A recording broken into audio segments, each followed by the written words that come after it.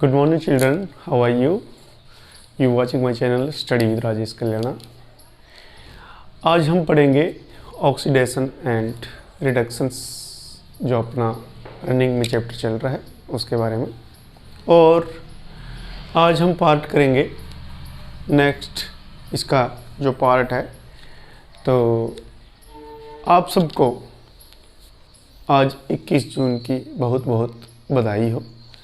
और हम आज पाठ करेंगे 15।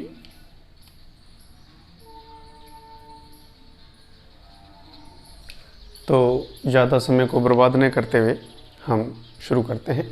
और शुरू करने से पहले मैं आप लोगों को बता देना चाहता हूँ, थोड़ा सा अपने एक बार रिवाइजेशन कर लेते हैं कि ऑक्सीडेशंस का क्या मतलब था। ऑक्सीजन का जुड़ना और हाइड्रोजन का क्या था, निकलना। ऑक्सीकरण का दूसरा मतलब क्या था, जो नेगेटिव आयन हैं, जो नेगेटिव आयन होते हैं उनका जुड़ना, और जो पॉजिटिव आयन हैं, जो पॉजिटिव आयन हैं उनका निकलना। ठीक है जी, ये निकलना, माइनस का मतलब निकलना। और इलेक्ट्रॉन का क्या करना, इलेक्ट्रॉन का निकलना। ठीक है, ये भी क्या था, हमारा ऑक्सीकरण अंक के तहत था। दूसरा नेक्स्ट था कि वैलेंसी में धन संयोजकता में वृद्धि और जो ऋण संयोजकता है उसमें कमी। ये अपने इतने एस्पेक्ट थे। पहला ऑक्सीजन का जुड़ना, प्लस का मतलब जुड़ना, और दूसरा हाइड्रोजन का निकलना, ऑक्सीकरण कहलाता है। नेक्स्ट, जो नेगेटिव आयन है उनका जुड़ना और जो पॉजिटिव आयन है उनका निकलना, ऑक्सीकरण कहलाता है। उसी प्रकार से आपके जो वैलेंसी है, धन संयोजकता, उसमें वृद्धि, ऑक्सीकरण, और कमी, किसमें कमी, ऋण संयोजकता में कमी, उसको हम क्या कहेंगे। या ऋण संयोजकता न लिखो तो इसमें आप ऋण संयोजकता में कमी, ये भी ठीक है। अब हमने दो चीज़ें पढ़ ली थी, ऑक्सीजन और हाइड्रोजन के बारे में। अब हम नेक्स्ट करेंगे आज कि इसके अलावा कौन सी अभिक्रियाएं होती है जो ऑक्सीकरण अंक के तहत होती है। और मैंने आप लोगों को बताया भी था कि ऑक्सीकरण अभिक्रिया अकेली नहीं होती, उसके साथ में दूसरी अभिक्रियाएं भी सम्मिलित हो जाती है। तो आपको, अगर आप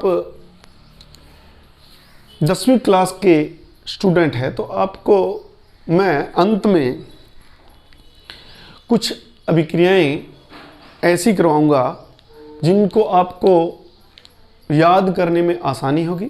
और वे अभिक्रियाएं क्या होगी कि आप अगर कुछ ही अभिक्रियाएं याद कर लोगे तो वो ये चैप्टर को बिल्कुल रिकवर कर देगी आपके। तो हम शुरू करते हैं आज की अपनी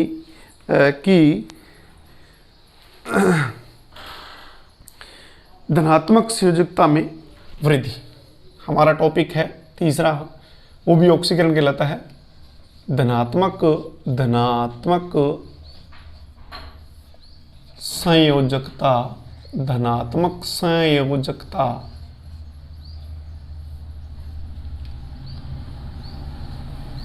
में वृद्धि। इसके साथ ही मैं लिख दूं यहां पे बेटा कि ऋणात्मक संयोजकता में क्या हो जाएगी, ऋणात्मक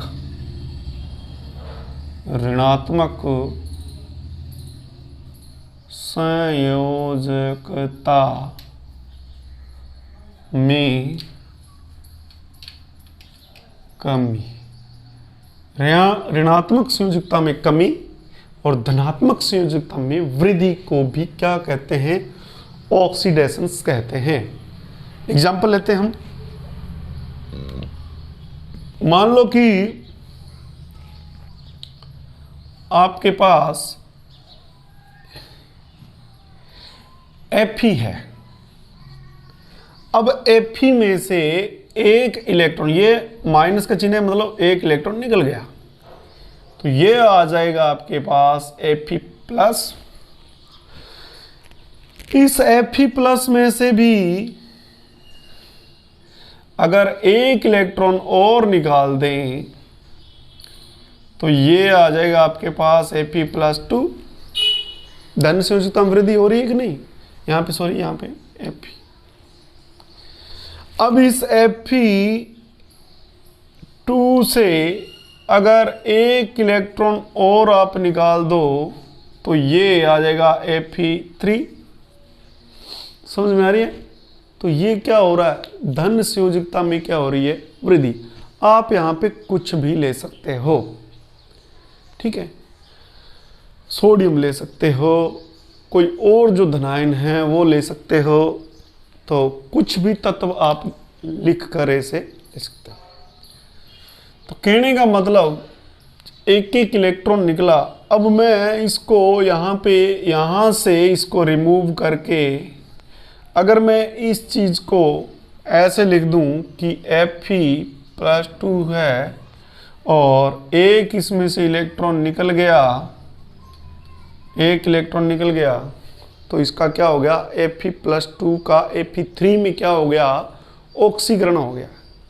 ठीक है, Fe प्लस 2 का Fe प्लस 3 में क्या हो गया, ऑक्सीकरण हो गया। अब हम यहाँ पे इसका ऑक्सीकरण अंक भी देखते हैं, तो यहाँ पे अकेला है, उदासीन है, तो इसका ऑक्सीकरण अंक मैं अगर यहाँ पे लिखूं तो इसका ऑक्सीकरण अंक कैसा हो जाएगा बेटा, 0। यहाँ पे लिखूं 1 है प्लस का, तो इसका ऑक्सीकरण अंक भी उसकी संयोजकता ही होगा, ये इसका ऑक्सीकरण अंक होगा। यहाँ लिखूं तो इसका ऑक्सीकरण क्या हो जाएगा, ये हो जाएगा। समझ में आ रही बात? अब ऑक्सीकरण 0 से किस में जा रहा है, यहाँ पे ऑक्सीकरण अंक कितना है इसका, 1 से 1 तक, तो क्या हो रहा है, धनात्मक संयोजकता में वृद्धि हो रही है, तो हम क्या कहेंगे, इसका क्या हो रहा है, ऑक्सीकरण हो रहा है। इसी प्रकार प्लस 1 से ये जा रहा है प्लस 2 में, तो इसके भी धन संयोजकता में क्या हो रही है, वृद्धि हो रही है। और इसके भी धन संयोजकता में, यहाँ पे इसकी संयोजकता अगर मानूँ मैं प्लस 2 और यहाँ पे है इसकी संयोजकता प्लस 3, तो धन संयोजकता में वृद्धि भी क्या कहलाती है, ऑक्सीकरण कहलाती है। इसी टाइप से हम अगर ऑल ओवर रिएक्शन लिखना चाहे बेटा, तो मान लो कोई भी मेटल है, उसमें से अगर आप इलेक्ट्रॉन निकाल रहे हो, मान लो कि 4 इलेक्ट्रॉन निकाल रहे हो, तो वो बदल जाएगा Ma+4 में। इसने अब इसकी संयोजकता देखें तो 0 है इसकी संयोजकता, और इसकी संयोजकता हो जाएगी +4। तो देखिएगा आप कि संयोजकता में वृद्धि हो रही है, तो ये जो मेटल है वो ऑक्सीकृत हो रहा है। और ये कितने इलेक्ट्रॉन दे रहा है, ये इलेक्ट्रॉन दे रहा है आपके 4 इलेक्ट्रॉन, कोई भी हो सकता है। जैसे अपने मैग्नीज की बात करें तो मैग्नीज आवर्त सारणी में सबसे ज़्यादा इलेक्ट्रॉन दे सकता है, लगभग 7 तक इलेक्ट्रॉन वो दे सकता है, सबसे ज़्यादा संयोजकता में उसके वृद्धि हो सकती है। तो देखिए जो इलेक्ट्रॉन त्याग रहा है, अब ये सारे क्या कर रहे हैं, इलेक्ट्रॉनों को क्या कर रहे हैं बेटा, त्याग कर रहे हैं। तो यहाँ पे मैं ऑक्सीडेशन के बारे में थोड़ा सा और बताऊँ आपको कि ऑक्सीडेशन में हम यहाँ पे इस सिचुएशन में क्या लिख सकते हैं, हम लिख सकते हैं धन संयोजकता में क्या है, वृद्धि, इसको मैं वृद्धि कहूँगा। ठीक है, दूसरा इलेक्ट्रॉन्स का क्या है, निकलना। ठीक है जी। तीसरा मैं कहूँगा यहाँ पे कि इलेक्ट्रॉन्स का निकलना, या मैं कहूँ इलेक्ट्रॉन का दाईं ओर जुड़ना, ये भी क्या है, ये इलेक्ट्रॉन है, ये दाईं ओर जुड़ रहे हैं, मान लो ये दाईं ओर अगर इलेक्ट्रॉन जुड़ रहा है, जैसे ये है बायां भाग, एरो से इधर वाला ये दायां भाग है, तो दाईं ओर अगर इलेक्ट्रॉन जुड़ रहे हैं या एरो के ऊपर से माइनस हो रहे हैं तो भी क्या हो जाएगा, वो इधर जाके प्लस हो जाएगा। तो दाईं ओर इलेक्ट्रॉन का जुड़ना भी क्या कहलाता है। अगर मैं इस समीकरण को ऐसे लिखूं, इसको ऐसे लिखूं ऐसे, और निकल गए कितने इलेक्ट्रॉन, 4 इलेक्ट्रॉन, और बन गए कितने +4, तो भी सही है, तो भी ये सही है। बाईं ओर इलेक्ट्रॉन का निकलना और दाईं ओर इलेक्ट्रॉन का जुड़ना, रिएक्शंस की बात करें साधारण सी, तो भी ऑक्सीडेशन है।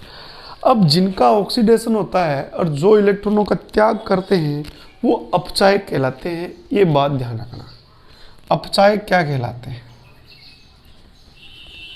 अपचायक कौन कहलाते हैं।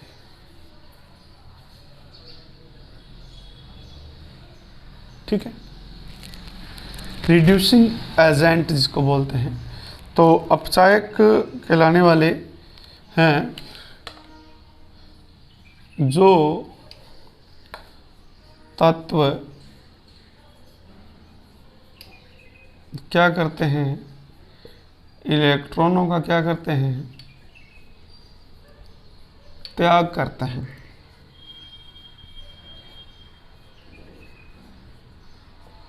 वे क्या कहलाते हैं, अपचायक कहलाते हैं। दूसरी बात, ये पहली बात है। दूसरी बात इसके बारे में आप लिख सकते हो कि अपचायक का स्वयं का क्या हो जाता है, स्वयं का ऑक्सीकरण हो जाता है। स्वयं का क्या हो जाता है, ऑक्सीकरण हो जाता है। तो इन बातों का आप थोड़ा ध्यान रखना। अब हम बात करें ऋणात्मक संयोजकता में कमी। तो ऋणात्मक संयोजकता में अगर हम कमी की बात करें तो मैं एक एग्जांपल लेता हूं कि ऋणात्मक संयोजकता में कमी का देखें। तो मान लेते हैं कि हमने नाइट्रोजन की बात करें। नाइट्रोजन मान लो ये था। अब नाइट्रोजन की संयोजकता कितनी हो जाएगी वो देख लेंगे। इसमें से क्या हो गया कि आपके हमने जोड़ दिया इसमें से एक इलेक्ट्रॉन, इसमें से मान लो एक इलेक्ट्रॉन इसमें से निकाल लिया। निकालते ही बेटा एक इलेक्ट्रॉन निकालते ही ये तब्दील हो जाएगा Na-2 में। ठीक है, और Na- अगर मैं 2 लूँ यहाँ पे और इसमें से भी एक इलेक्ट्रॉन और निकाल लूँ बेटा, तो इसमें ये बच जाएगा Na-1 में। ठीक है, और Na-1 में से एक इलेक्ट्रॉन और निकाल लें तो ये आ जाएगा N। अब ध्यान ये देना है, ज़रूरी नहीं है कि आप ये नाइट्रोजन ही लें। मैंने नाइट्रोजन इसलिए लिया है क्योंकि ये अधिक से अधिक 3 इलेक्ट्रॉन ले सकता है। देने की प्रवृत्ति तो इसकी बहुत कम है, इलेक्ट्रॉन लेने की प्रवृत्ति ज़्यादा है। और आपको पता है कि इसकी संयोजकता अगर देखें यहाँ पे, तो इसकी संयोजकता कितनी हो जाएगी, इसकी संयोजकता हो जाएगी -3, और इसकी संयोजकता कितनी हो जाएगी -2। तो ऋणात्मक संयोजकता में क्या हो रही है, कमी हो रही है। तो ये भी ऑक्सीकरण ही है। आप ध्यान से देखो कि इसके यहाँ पे भी इलेक्ट्रॉन निकल रहा है, और इधर वाली साइड में अगर मैं यहाँ से मिटा दूँ ये, तो मैं यहाँ लिख सकता हूँ कि एक इलेक्ट्रॉन इसमें जुड़ गया। इलेक्ट्रॉन पर चार्ज माइनस होता है, जब माइनस चार्ज है, और ये जैसे ही ये इसके पास बेटा इलेक्ट्रॉन 3 पड़े हैं और इसने एक इलेक्ट्रॉन दे दिया, तो माइनस चार्ज क्या हो रहा, घट रहा है। इलेक्ट्रॉन निकल रहा है तो माइनस चार्ज तो घट ही रहा है। जब माइनस चार्ज घट रहा है तो इसकी संयोजकता में, ऋणात्मक संयोजकता में क्या हो रही है, कमी। ऋणात्मक संयोजकता में कमी भी क्या कहलाती है, ऑक्सीकरण कहलाती है। ठीक है, इस प्रकार से हम इसकी संयोजकता देखें, -2 है और इसकी संयोजकता कितनी हो जाएगी, -1। इसी प्रकार इसकी -1 और इसकी 0 हो जाएगी। तो यहाँ पे क्या है, एक हिसाब से देखें तो इलेक्ट्रॉन जुड़ ही रहे हैं, सॉरी निकल ही रहे हैं, तो इलेक्ट्रॉन का निकलना भी क्या है, ऋणात्मक संयोजकता में कमी। ये भी एक ऑक्सीकरण अंक का उदाहरण है। तो आप इसको अच्छी तरह से याद करें और समझें। अगर आपको समझ में नहीं आए तो आप प्लीज़ कमेंट बॉक्स में आप पूछ सकते हैं। तो हम अब बात करें कि आपके ऑक्सीकरण का नेक्स्ट जो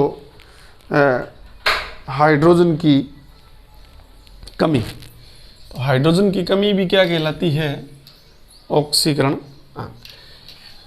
ये जो मैंने अभी इलेक्ट्रॉनों का निकलना वगैरह बताया है, ये अलग से आपको बताया है। इसका अगर हम समीकरण के अंदर देखें तो भी ऑक्सीकरण अंक और इलेक्ट्रॉनों का निकलना और अपचायक कौन है, ये चीज़ें हमें हम पता कर सकते हैं।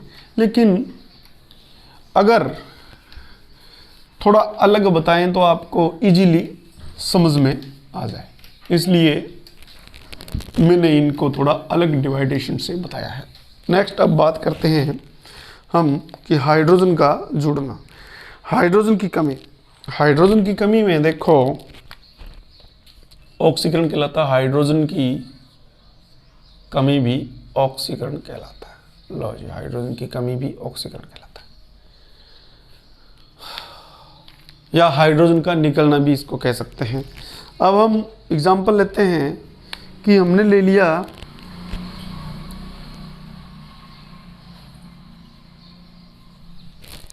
Ethyl alcohol. एथिल एल्कोहल का फार्मूला ले लिया CH3CH2OH। इसका नाम है जी एथिल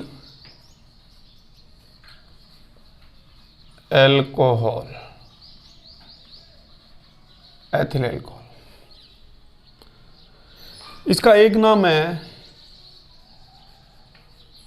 इथेनॉल भी इसको कहते हैं। इसका एक नाम है, इसको सामान्य भाषा में अंग्रेजी इंग्लिश वाइन भी कहते हैं, ध्यान रखना।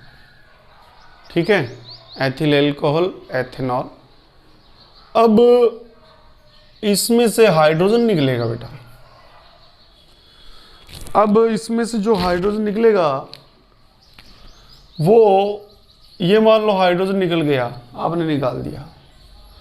या अगर मैं इसको थोड़ा इस टाइप से कहूँ, CH3 ये है, ये CH है, और ये H है, ये O है और ये H है। तो ये जो चीज़ है ये हाइड्रोजन गैस के रूप में निकल जाए तो ये ऐसी सिचुएशन प्राप्त हो जाएगी कि CH3, ये CH3 और CHO, CH3CHO, इसका जो नाम है इसको बोलते हैं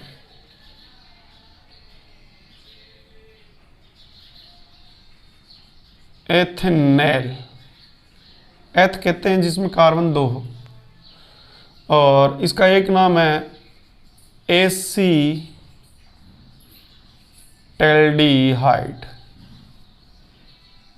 एसीटैल्डिहाइड भी इसको कह सकते हैं। तो देखो इसमें से हाइड्रोजन क्या हो गई है बेटा, निकल गई है, या हाइड्रोजन गैस निकल गई है।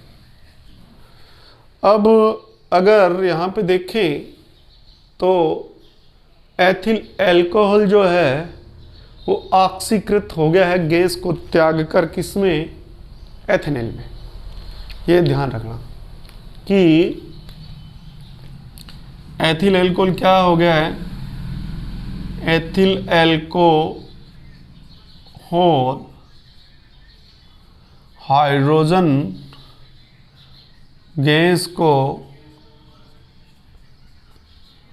त्याग कर किस में तब्दील हो गया, एथेनेल में क्या हो गया है, ऑक्सीकृत हो गया। ठीक है, यहाँ पे अपचायक क्या है देखें तो एथेनॉल। ठीक है, यहाँ पे अपचायक क्या है, एथेनॉल। और अब इसके अलावा भी अगर हम बात करें तो देखिए इसमें कि एक रिएक्टेंट कितना है यहाँ पे, एक, और प्रोडक्ट कितने बने हैं इस पे, दो। तो ये एक हिसाब से वियोजन अभिक्रिया का उदाहरण भी हम कह सकते हैं। ये क्या हो गया, वियोजन अभिक्रिया का उदाहरण भी हम इसको कह सकते हैं। नेक्स्ट देखें, ये हाइड्रोजन गैस है और आपको पता है ये पॉप की आवाज़ के साथ में जलती है। हमने इसके बारे में बताया है कि मोमबत्ती के, जलती हुई मोमबत्ती के पास में अगर ले जाएं इसको, तो ये क्या है कि मोम जो लो होती है मोमबत्ती की, वो लंबी सी होके फिर बुझ जाती है, फिर पीछे से जलती है, ऐसे करती है। तो इस प्रकार इसका हाइड्रोजन और ऑक्सीजन गैस का टेस्ट भी किया जाता है, अभी कौन सी गैस ऑक्सीजन है और कौन सी गैस हाइड्रोजन है। तो ये अब नेक्स्ट जो है आपके पास हाइड्रोजन का जो निकलना है, उसमें हम बात करें आगे वाली एक रिएक्शंस का, उसके बाद में हम इसको ऑक्सीकरण को ख़त्म करते हैं। जो नेक्स्ट होगा अपना, वो अपना पार्ट नंबर 16 होगा, जिसके अंदर हम बात करेंगे अपचन की। तो देखिएगा, अब देखिए इसमें कि हमने ले लिया, मान लो जिंक ले ली, और जिंक को हमने हाइड्रोजन क्लोराइड अम्ल से क्रिया करवाई, तो ये ZnCl2 प्लस में हाइड्रोजन गैस में तब्दील हो गया। अब देखिए ये जो जिंक है ये सॉलिड है, और ये मान लो एक्वस है, जलीय, और ये सॉलिड है और ये गैस है। ठीक है, अब हम इस समीकरण को करते हैं संतुलित। तो Cl यहाँ पे कितने हैं, 2, तो यहाँ पे आप 2 लगा दो। Cl कितने हो जाएंगे आपके पास, 2, और हाइड्रोजन में कितने हो जाएंगे, 2। ठीक है, तो हाइड्रोजन में कितने हो जाएंगे, 2। जिंक यहाँ पे 1 है, जिंक यहाँ पे भी 1 है। अब देखिए कि जिंक की अभिक्रिया, यानी कि एक धातु की अभिक्रिया किससे करवाई हमने, अम्ल से। तो धातु के अम्ल से अभिक्रिया करवाने पर कौन सी गैस निकलती है, हाइड्रोजन गैस निकलती है, और साथ में बनता क्या है, एक साल्ट या लवण बनता है, जिसको जिंक क्लोराइड कहते हैं। तो इस प्रकार से आपको पता होना चाहिए कि धातु की अभिक्रिया जिस अम्ल और क्षार से करवाएंगे तो कौन सी गैस निकलती है, हाइड्रोजन गैस। ये भी आपके जो है रासायनिक अभिक्रियाओं का जो इससे पहले वाला जो है एसिड एंड बेस में ये रिएक्शंस थी, तो आपको ये बेनिफिट हो जाएगा कि ये दोनों में ही काम आ जाएगी। और वैसे ये कौन सी अभिक्रिया है, ऑक्सीकरण की अभिक्रिया। ऑक्सीकरण किसका हुआ है, जिंक का हुआ है। किस में हुआ है, वो जिंक क्लोराइड में हुआ है। तो यहाँ पे अपचायक कौन है, जिंक है। ठीक है, और ये किस में ऑक्सीकृत हुआ है, जिंक क्लोराइड में। यहाँ पे अगर बात करूँ इसके ऑक्सीकरण अंक की, तो इसका ऑक्सीकरण अंक 0 है, और यहाँ पे ZnCl2 में इसका ऑक्सीकरण अंक प्लस हो जाएगा। तो जब ऑक्सीकरण अंक बढ़ रहा है तो क्या हो जाएगा, ऑक्सीडेशन रिएक्शन हो जाएगा। ठीक है, तो उम्मीद करता हूँ आपको ऑक्सीकरण अच्छी तरह से समझ में आगे लगता है। तो अपना नेक्स्ट जो वीडियो होगा वो होगा रिडक्शंस का, और पार्ट नंबर होगा हमारा 15। तब तक के लिए आप लोग यूं ही पढ़ते रहें, मन लगा के पढ़ें। तो दीजिए इजाज़त। जय हिंद, जय भारत, नमस्कार।